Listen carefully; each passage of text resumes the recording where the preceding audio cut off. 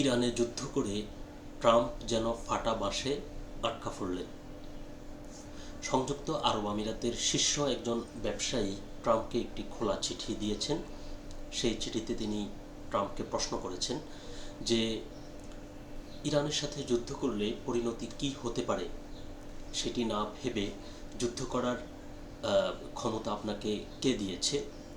আর এই যে আপনার একটি সিদ্ধান্ত আমাদের যেই অঞ্চল, এই অঞ্চলকে যে অস্থিতিশীল করছে এর দায় কে নেবে, এরকম প্রশ্ন তুলে ডোনাল্ড ট্রাম্পের কঠোর সমালোচনা করেছেন সংযুক্ত আরব আমিরাতের অন্যতম একজন ব্যবসায়ী।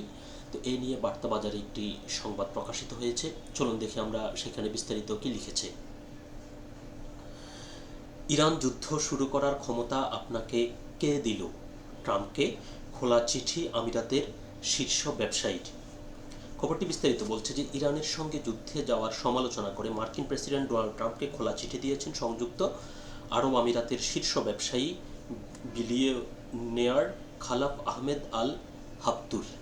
চিঠিতে তিনি ট্রাম্পের কাছে জানতে চান পুরো মধ্যপ্রাচ্যকে ইরানের সঙ্গে যুদ্ধে জড়িয়ে ফেলার ক্ষমতা তিনি কোথায় পেয়েছেন।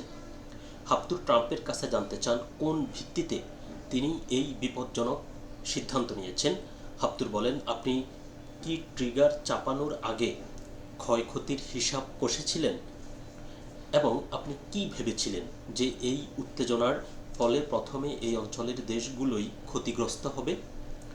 এই চিঠিটি সংযুক্ত আরব আমিরাতে ভিন্ন মতের একটি বিরল প্রকাশ। পাশাপাশি এটি এই অঞ্চলে ক্রমবর্ধমান অস্থিরতাকেও প্রতিফলিত করে।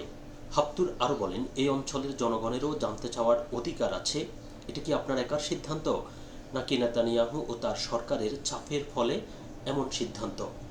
তিনি ইরানে হামলার সমালোচনা করে বলেন, মার্কিন প্রেসিডেন্ট উপসাগরীয় সহযোগিতা পরিষদ এবং আরব দেশগুলোকে এমন একটি বিপদের কেন্দ্রবিন্দুতে টেনে এনেছেন যা তারা নিজেরা বেছে নেয়নি। হাফতুর চিঠিতে লেখেন, আল্লাহকে ধন্যবাদ, আমরা শক্তিশালী এবং নিজেদের রক্ষা করতে সক্ষম। আমাদের সেনাবাহিনী ও প্রতিরক্ষা ব্যবস্থা রয়েছে যা আমাদের মাতৃভূমিকে রক্ষা করে। কিন্তু প্রশ্ন হলো, আমাদের অঞ্চলকে যুদ্ধক্ষেত্রে পরিণত করার অনুমতি আপনাকে কে দিয়েছে? ট্রাম্পের শান্তি পরিষদের কথা উল্লেখ করে তিনি বলেন, শান্তি ও স্থিতিশীলতার নামে যে উদ্যোগ নেওয়া হয়েছিল তার কালি শুকানোর আগেই আমরা নিজেদেরকে যুদ্ধের মুখোমুখি হতে দেখছি যা পুরো অঞ্চলকে বিপন্ন করে তুলেছে। শান্তি স্থাপনের সেই উদ্যোগগুলোর বর্তমান অবস্থা সম্পর্কেও জানতে চান হাফতুর। বলতে গেলে একরকম কঠিন সমালোচনার মুখে পড়েছেন মার্কিন প্রেসিডেন্ট ডোনাল্ড ট্রাম্প, যিনি নির্বাচনের আগে যুদ্ধ না করা একটি শান্তির পৃথিবীর প্রতিশ্রুতি দিয়ে নির্বাচিত হয়ে তিনি একের পর এক যুদ্ধ করে যাচ্ছেন এবং ইরানের পরে তিনি কাকে ধরবেন সেটিও তিনি বলছেন। বলতে গেলে একটি যুদ্ধবাজ মার্কিন প্রেসিডেন্ট হিসেবে তিনি নাম লেখাতে যাচ্ছেন। এর পাশাপাশি আরেকটি কথা বলতে হয়, সেটি হচ্ছে যে মধ্যপ্রাচ্যে যে ইরান হামলা করছে এর সবগুলো হামলা কিন্তু ইরান করছে এরকমটা মনে করেন না মধ্যপ্রাচ্যের অনেক ব্যক্তি, এবং তাদের ধারণা যে ইরানকে ফাঁদে ফেলার জন্য মার্কিন যুক্তরাষ্ট্র এবং ইসরায়েল মধ্যপ্রাচ্যে হামলা করছে।